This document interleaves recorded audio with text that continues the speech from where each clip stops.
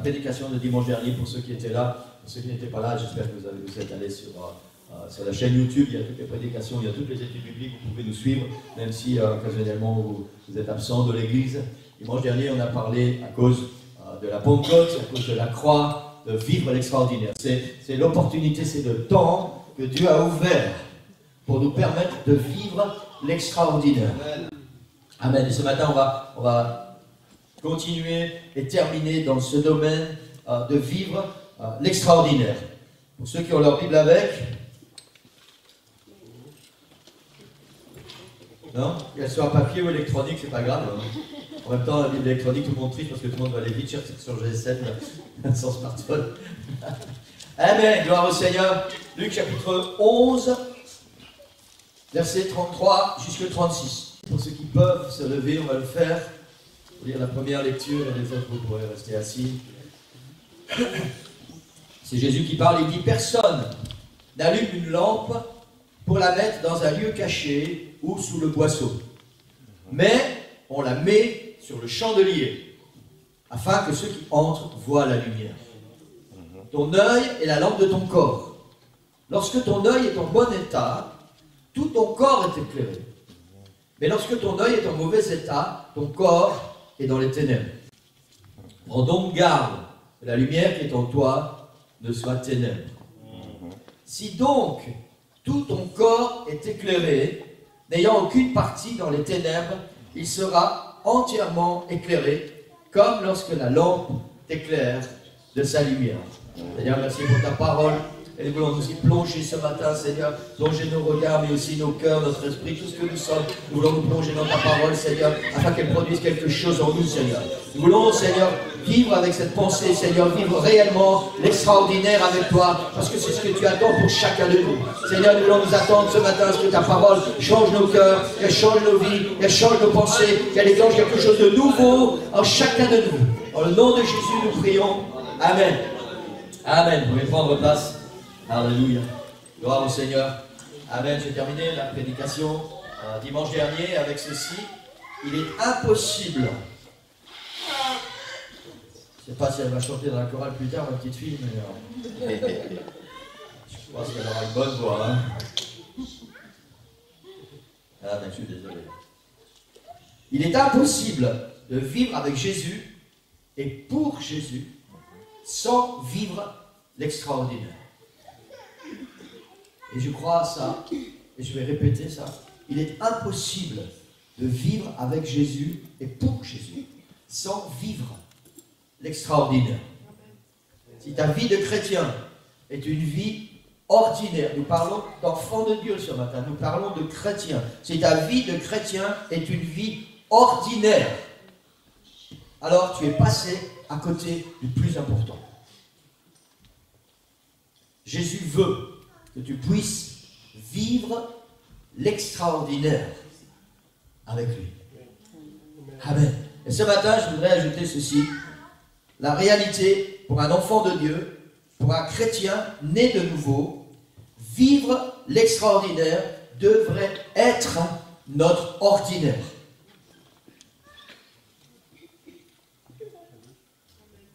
Vivre l'extraordinaire pour un chrétien devrait être notre ordinaire. Vivre avec Jésus devrait être pour chacun de nous, chaque jour, vivre l'extraordinaire. Normalement, ce matin, je devais reprendre notre série d'études bibliques sur le roc, mais je ne pouvais pas, j'étais vraiment poussé à continuer cette prédication sur vivre l'extraordinaire. Un enfant de Dieu devrait vivre l'extraordinaire à chaque instant, à tel point que l'extraordinaire va faire partie intégrante de sa vie jusqu'à devenir son ordinaire. Je ne sais pas si tout le monde a compris.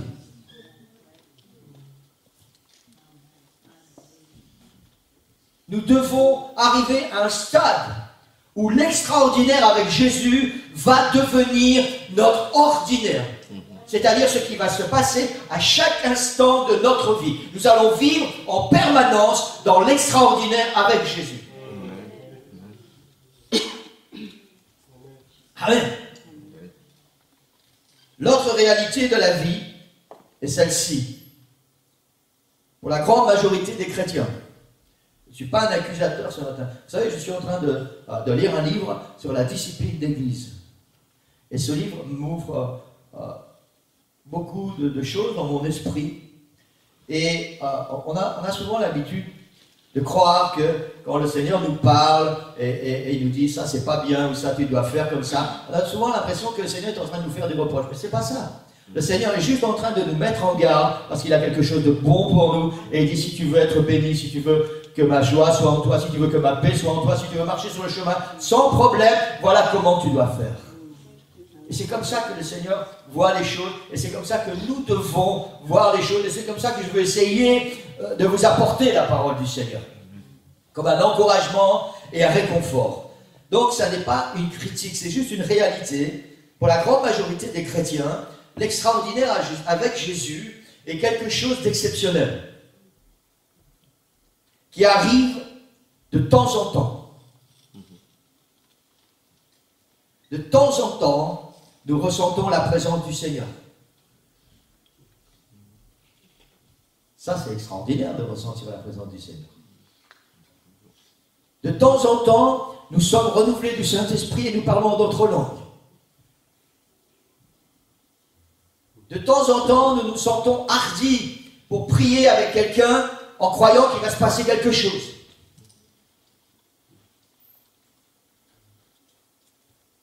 De temps en temps, il y a quelque chose à l'intérieur qui n'est pas comme d'habitude. Quelque chose qui nous donne envie de louer et d'adorer le Seigneur. De temps en temps. Et malheureusement, c'est trop souvent notre vie de chrétien. De temps en temps, nous vivons l'extraordinaire. Et je pourrais m'étaler dans tellement de domaines. De temps en temps. L'Église, ça n'est pas la volonté de Dieu. Est-ce que vous croyez que Dieu est un Dieu extraordinaire? De temps en temps, il est en permanence le Dieu de l'extraordinaire. Et il veut que ses enfants, chacun de ses enfants, vivent en permanence dans l'extraordinaire. Amen. La Bible dit, celui qui est en moi est plus grand que celui qui est dans le monde. Celui qui est en moi, c'est le Dieu de l'extraordinaire. Alors s'il est en moi, je dois vivre en permanence l'extraordinaire. Sinon, il n'est pas en moi. Sinon, j'affirme des choses qui sont fausses. Quand je dis celui qui est en moi est plus grand, et s'il ne vit pas en moi, si je ne vis pas dans l'extraordinaire, ce que je dis est faux.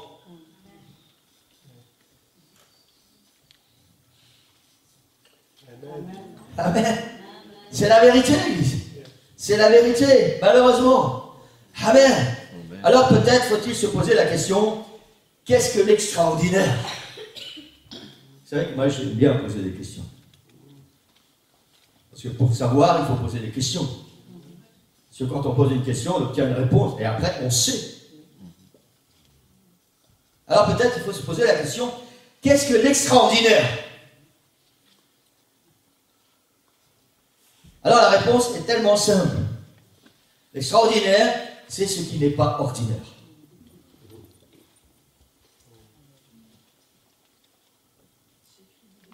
Tout simplement. L'extraordinaire, c'est ce qui n'est pas ordinaire. Et sur ma feuille, j'ai marqué « Ah, ah, ah ». Amen. Amen. Alors ça m'amène à me poser une autre question. Qu'est-ce que l'ordinaire? Alors on pourrait tourner en rond, je pourrais vous dire, bah, l'ordinaire c'est ce qui n'est pas extraordinaire. Non, non, on va vraiment voir, qu'est-ce que l'ordinaire? L'ordinaire, c'est ce que tu vis tous les jours, ce qui se passe tous les jours. L'ordinaire, c'est la prière de chaque jour, ce monologue dans lequel tu présentes tes besoins au Seigneur. L'ordinaire, c'est lire la Bible. L'ordinaire, c'est venir à l'église parce que c'est dimanche.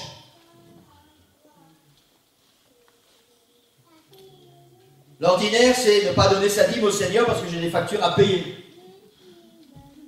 C'est partie de l'ordinaire. L'ordinaire, c'est chanter des chants de louange. L'ordinaire, c'est rester à la maison avec une bonne raison. Tu vois, il y a une prière à l'église.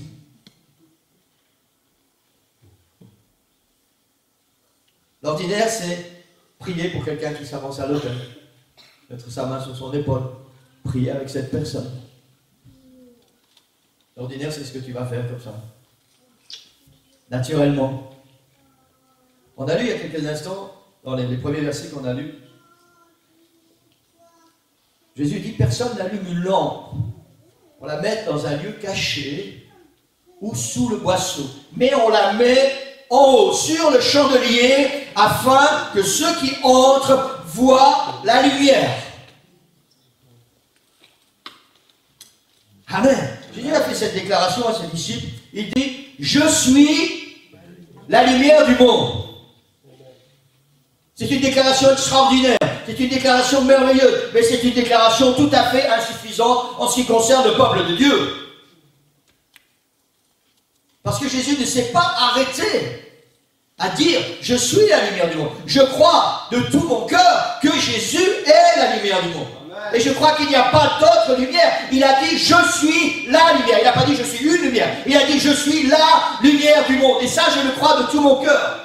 Mais Jésus ne s'est pas arrêté à dire, je suis la lumière du monde. Jésus a fait d'autres déclarations. Dans Matthieu chapitre 5, verset 14, il dit à ses disciples, vous êtes la lumière du monde. Personne ne met une lumière sous un boisseau ou ne cache une lumière. Une lumière doit être mise sur le chandelier afin que ceux qui entrent voient la lumière. Et Jésus dit, vous êtes la lumière du monde. 2 versets plus loin, il dit à ses disciples que votre lumière luise ainsi devant les hommes. Wow. Alléluia. Alléluia. Et c'est pas fini. Pas fini.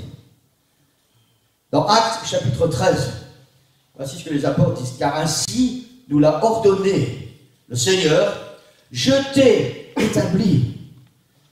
Le Seigneur Jésus est mort sur la croix. Quand il a payé le prix pour mes péchés. Quand j'ai été baptisé en son nom, que le Seigneur m'a rempli de son esprit, que le Seigneur m'a sauvé, que je suis né de nouveau. Alors la Bible dit, je t'ai établi pour être la lumière des nations, pour porter le salut jusqu'aux extrémités de la terre.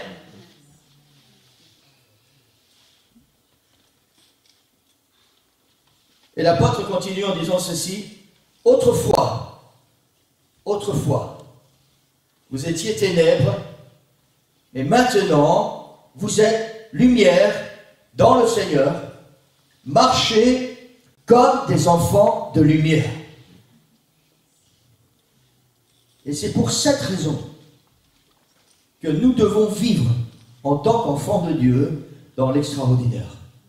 Parce que Jésus a dit, je suis la lumière du monde. Et cette lumière que je suis, vous l'êtes devenue. Vous êtes devenue la lumière du monde. Jésus est le Dieu de l'extraordinaire. Et parce que nous sommes devenus ce que Jésus est, alors nous devons devenir des chrétiens qui allons vivre dans l'extraordinaire. Parce que celui qui vit en moi est plus grand que celui qui vit dans le monde. Parce que celui qui vit en moi a dit, je suis la lumière du monde. Amen. Amen. Personne n'allume une lampe pour la mettre dans un lieu caché ou sous le boisseau. On a lu ça.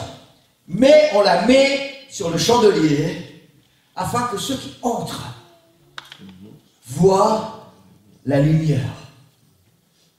Amen. Vous savez, il y a des chrétiens qui sont censés être la lumière du monde. Mais cette lumière est tellement cachée que les collègues ne savent pas qu'il est chrétien. La famille ne sait pas qu'il est chrétien. Les amis ne savent pas qu'il est chrétien. Parce que cette lumière qui devrait briller sur le chandelier, elle est tellement bien cachée. Nous avons honte parfois d'être la lumière du monde. Mais cette lumière, c'est celle qui est claire. Vous savez ce que nous avons à apporter au monde. C'est ce que le monde n'a pas. Le monde vit dans les ténèbres, il ne sait pas où il va. Il vit sous la puissance du diable, sous le péché. Et Jésus dit, nous sommes la lumière du monde. Et c'est pour ça que nous devons vivre dans l'extraordinaire. Parce que si nous vivons dans l'extraordinaire, alors nous allons apporter à ce monde ce qu'il n'a pas. Jésus-Christ. Amen. Quelqu'un dit Amen, l'église ce matin. Alléluia. Alléluia. Le monde qui nous entoure vit dans les ténèbres, dans l'ordinaire. Et la Bible nous appelle à briller dans ce monde. Nous sommes appelés à vivre l'extraordinaire, à mettre notre lampe sur le chandelier de l'extraordinaire afin que le monde vienne s'y éclairer. Amen. C'est pour ça que nous ne pouvons pas continuer de vivre dans l'ordinaire. Si nous sommes dans l'ordinaire, notre lumière ne brille pas et le monde ne peut pas venir s'éclairer. Alors nous sommes passés à côté des plans de Dieu pour notre vie. Nous sommes la lumière du monde. Quelqu'un dit Amen? Amen. Amen. Alléluia. L'extraordinaire en opposition à l'ordinaire. En opposition à l'ordinaire. L'extraordinaire, c'est quand ta prière cesse d'être un monologue et qu'elle devient un moment merveilleux pendant lequel tu entends la voix du Seigneur te parler, où tu sens sa présence, où tu es bien, où tu reçois des révélations, où il y a quelque chose d'extraordinaire qui se passe. L'extraordinaire, c'est quand tu lis ta Bible avec passion et que tu sais que ce que tu vas y découvrir, ce sont des trésors que le Seigneur va te donner et qu'il va utiliser pour que tu puisses marcher avec lui et grandir avec lui. L'extraordinaire, c'est quand tu viens à l'église avec ce même sentiment dont David parle. Je suis dans la joie dont on me dit, allons à la maison de l'Éternel.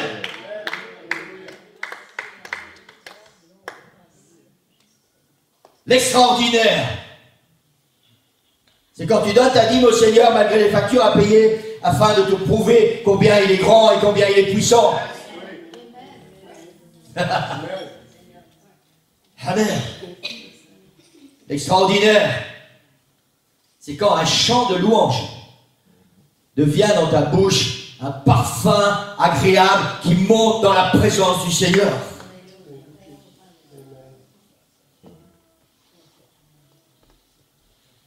L'extraordinaire, c'est venir à la réunion de prière pour te battre contre l'ennemi et remporter des victoires.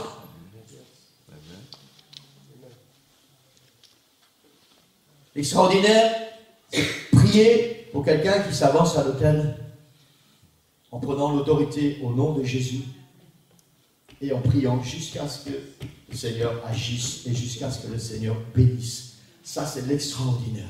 Et c'est à ça que le Seigneur nous appelle, à vivre l'extraordinaire.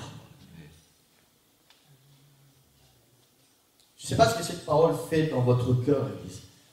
Depuis que le Seigneur a commencé à travailler avec ça, dans la vie, ça ne me quitte plus. Même la nuit, quand je me réveille, c'est tout le temps, vive l'extraordinaire. Seigneur, je veux vivre l'extraordinaire. Oh, je sais que le Seigneur a beaucoup de travail avec moi, vous savez. Ne croyez pas que parce que je suis pasteur, je suis arrivé au bout.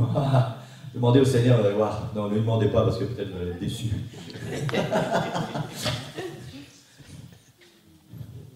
C'est beaucoup de travail. J'ai beaucoup de travail à faire. Tellement de choses doivent changer dans ma vie. Mais c'est devenu mon leitmotiv. À chaque instant, à chaque moment, Seigneur, je veux vivre maintenant l'extraordinaire et je veux le vivre tout le temps. Et vous savez quoi? Ça m'oblige à changer beaucoup de choses dans ma vie. Ça m'oblige à penser d'une autre manière. Ça m'oblige à regarder d'une autre manière. Ça m'oblige à faire les choses d'une autre manière. Ça stimule quelque chose à l'intérieur. Et maintenant, quoi qu'il se passe, Seigneur, je veux vivre l'extraordinaire. Amen. Alléluia. Et je veux le vivre à chaque instant. Vous savez, la Bible dit, j'ai terminé, Cindy, tu peux venir au piano si tu veux. La Bible dit que les apôtres, les disciples de Jésus étaient des gens qui vivaient dans l'extraordinaire. Et ils vivaient l'extraordinaire. Non seulement ils vivaient dans l'extraordinaire, mais ils vivaient l'extraordinaire. Leur vie était une vie de l'extraordinaire. À tel point que Pierre et Jean arrivent au temple. Il y a un homme là, paralytique, qui est là, et on amène cet homme-là tous les jours. Depuis des années, il est là, il ne sait plus marcher. Tout ce qu'il sait faire, c'est demander l'aumône. Et Pierre et Jean, des hommes normaux, des anciens pêcheurs de poissons. Ils regardent cet homme, et cet homme pense qu'il va leur donner de l'argent.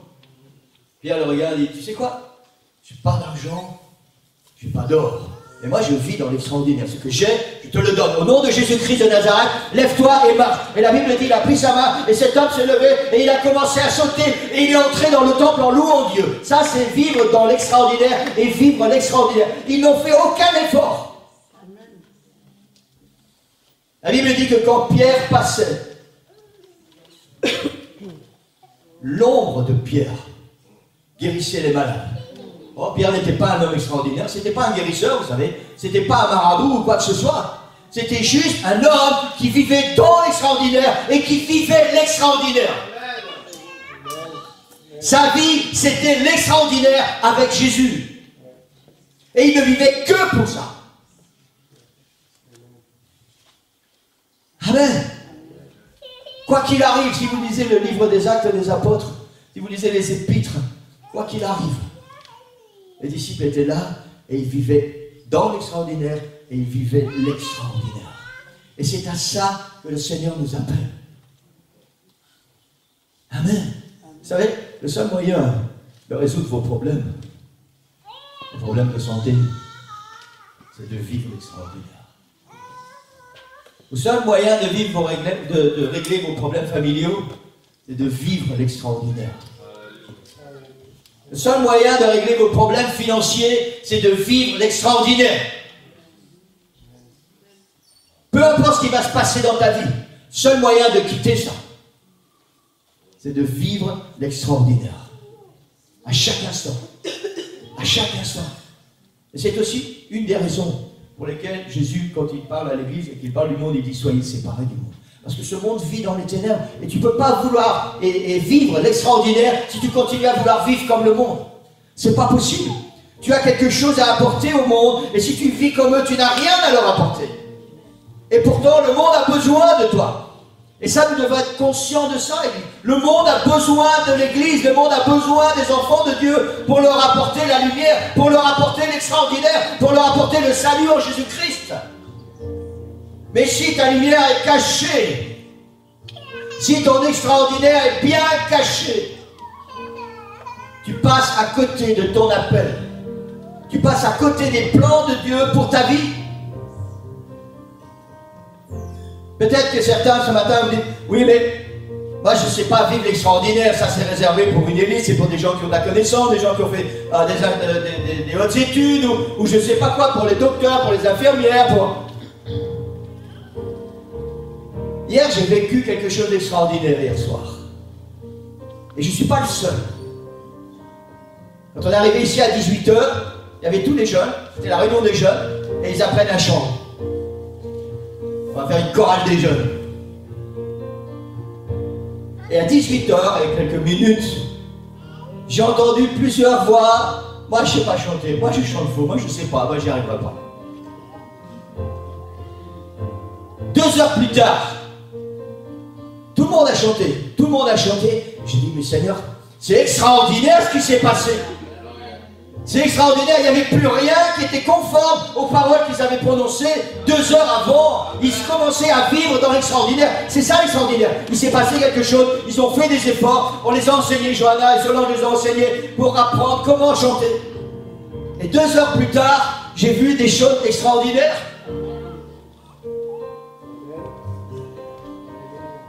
Amen. L'extraordinaire, ce n'est pas quelque chose de difficile à atteindre. Juste le désirer. Je le veux. Et je veux le vivre, Seigneur. L'extraordinaire, c'est être à la disposition du Seigneur Jésus à chaque instant. Amen. La prochaine fois que tu vas aller dans ton moment de prière, Seigneur, je veux que ce moment soit un moment extraordinaire. Je ne veux pas seulement, Seigneur, parler, monologue, et quand je finis de parler, je m'en vais. Non, non, je veux sentir ta présence. Je vais écouter ta voix, Seigneur. Je vais écouter ce que tu vas me dire. Je vais être fortifié, je vais être encouragé. Je veux que tu me conduises. Je vais prendre le temps. La prochaine fois que tu vas ouvrir ta Bible, Seigneur, je veux vivre l'extraordinaire. Je veux comprendre ce qui est écrit dans ta parole. Je ne veux pas seulement lire avec mes yeux. Je veux que mon cœur lise et que mon esprit comprenne et que l'esprit que tu as mis en moi soit fortifié avec ta parole.